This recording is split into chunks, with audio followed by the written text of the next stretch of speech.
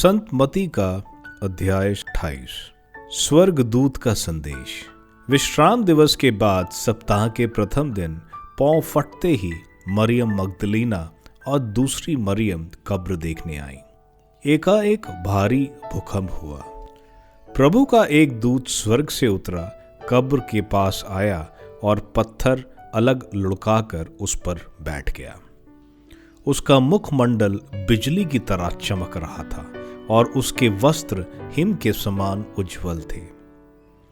दूत को देखकर पहरेदार थर थर कांपने लगे और मृतक जैसे हो गए।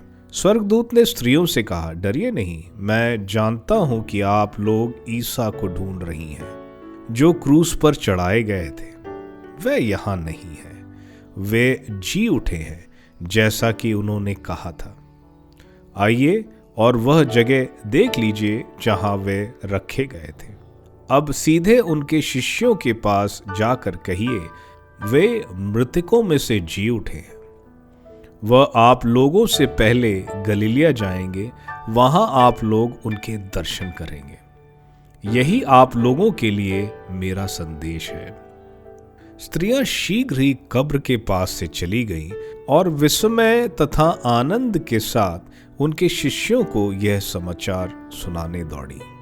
स्त्रियों का दर्शन। ईसा एकाएक मार्ग में स्त्रियों के सामने आकर खड़े हो गए और उन्हें नमस्कार किया। वे आगे बढ़ आईं और उन्होंने दंडवत कर उनके चरणों से लिपट गईं। ईसा ने उनसे कहा, डरो नहीं, जाओ और मेरे भाइयों को यह संदेश दो कि वे गलीलिया जाएं। वहां वे मेरे दर्शन करेंगे। पहरेदारों को रिश्वत। स्त्रियां जा ही रही थीं कि कुछ पहरेदार नगर आए। उन्होंने महायाजकों को सारा हाल कह सुनाया। महायाजकों ने नेताओं से मिलकर परामर्श किया और सैनिकों को एक मोटी रकम देकर इस प्रकार समझाया, तुम लोग यही कहो कि रात में जब हम लोग सोए हुए थे तो ईसा के शिष्य आए और उसे चुरा ले गए। यदि ये बात राज्यपाल के कान में पड़ गई तो हम उन्हें समझाकर तुम लोगों को बचा लेंगे। पहरेदारों ने रुपया ले लिया और वैसा ही किया जैसे उन्हें सिखलाया गया था। यही कहानी फैल गई और अब तक यहूदियों में प्रचलित है। शिष्यों का प्रेषण। तब 11 शिष्य गलीलिया की उस पहाड़ी के पास गए जहां ईसा ने उन्हें बुलाया था। उन्होंने ईसा को देखकर दंडवत किया, किंतु किसी किसी को संदेह भी हुआ।